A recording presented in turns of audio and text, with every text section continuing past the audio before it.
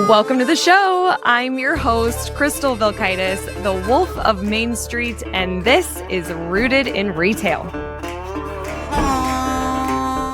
Hello, and welcome to a solo episode with me, Crystal Vilkaitis, host of Rooted in Retail. And this is going to be a really quick episode, but a reminder that I think is really, really important for all of us, especially this time of year as we're approaching the holidays.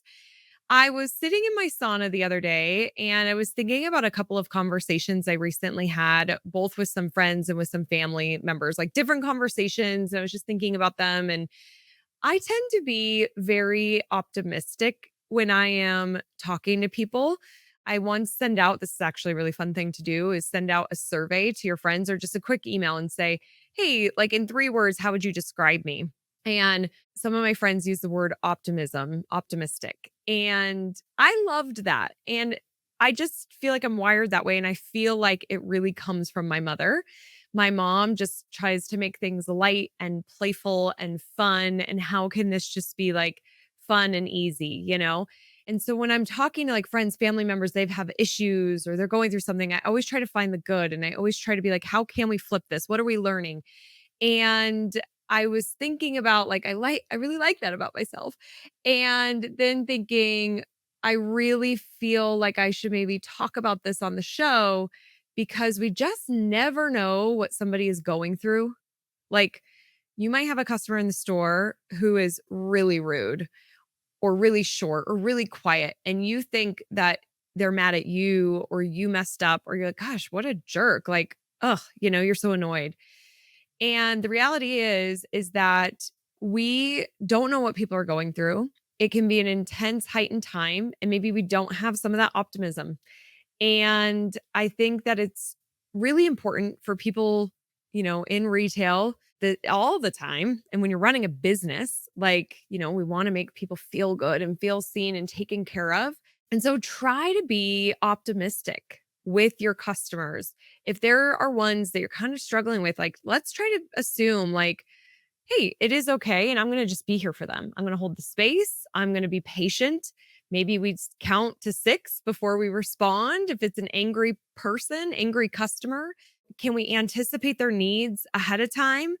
Oh, she was just like, I just saw her on the parking lot. Let's say a customer's coming in and she was like, had a bunch of bags and then got her coat stuck in. And oh my gosh, this lady just looks so tired. I'm going to see, does she want to have a seat? Does she want some water or coffee? Or, like I'm going to go out there and help her carry stuff. Like, let's anticipate our customers' needs.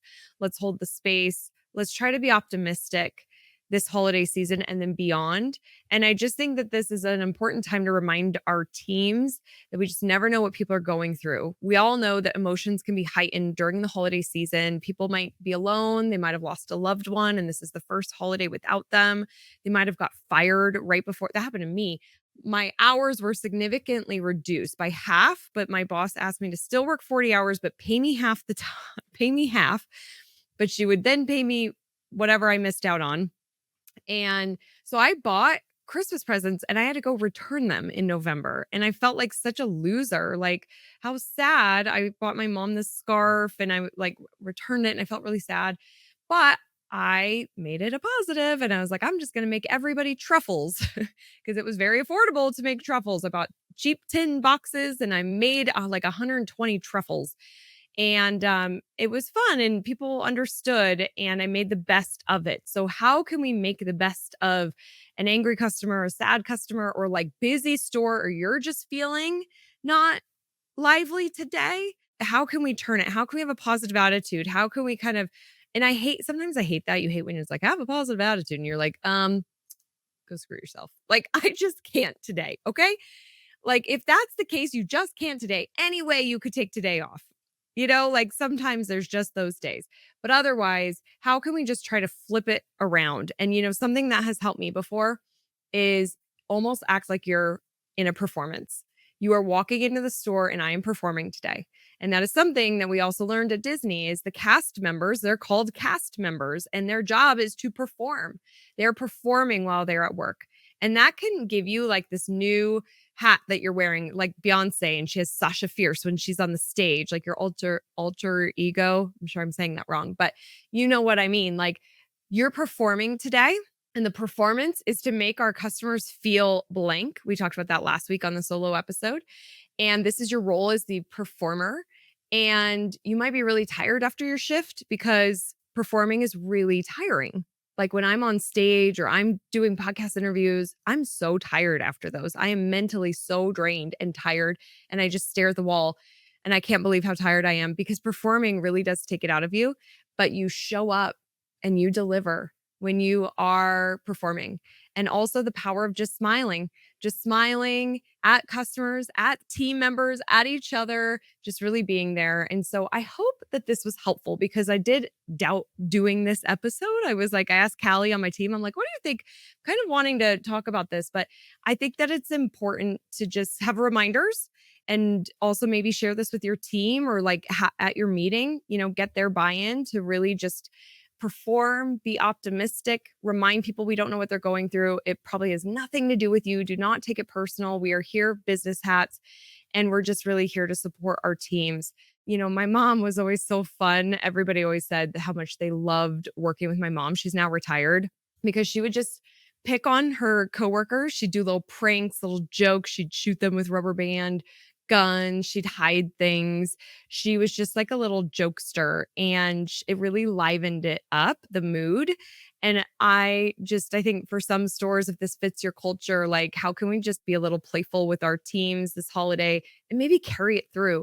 And maybe you're already doing that. And you're like, Crystal, we're doing that. And man, it has just made an incredible culture. And I'd love to talk about it on the show. That's the case. Then reach out to me. You can actually apply to be on the show at rootedinretail.com/guest. I would love to hear how you've encouraged your employees to really show up and be playful and fun. And how are you creating this culture of easiness and lightness where your customers leave and they're like, man, I just feel good after being there. I want more of that. When they're like, oh, I'm kind of feeling down. I know where I need to go. It's going to cheer me up. How amazing to be a store or any kind of business where people can come in and just feel so much better leaving than when they walked in. And I think that's what we're all kind of trying to do here, right? So a little reminder, a little words of encouragement, and also hang in there if you are struggling this holiday season. I'm rooting for you, and I just hope that you can hang in there, and I hope that there is some magic that comes your way. All right, wishing you a really great holiday season, and a new year is right around the corner. And as always, I'm rooting for your success. All right, we'll see you on the next episode. Bye. Thank you so much for listening to the Rooted in Retail podcast. It means the world to me to have you here. If you find value in this show and you listen on an iPhone, if you could leave a review on the Apple Podcast app, that would be amazing. And if you watch YouTube, if you're a YouTube subscriber, we film this. And so if you rather watch the show, you can also do that over on YouTube. Again, thank you for listening, and I'll see you on the next episode.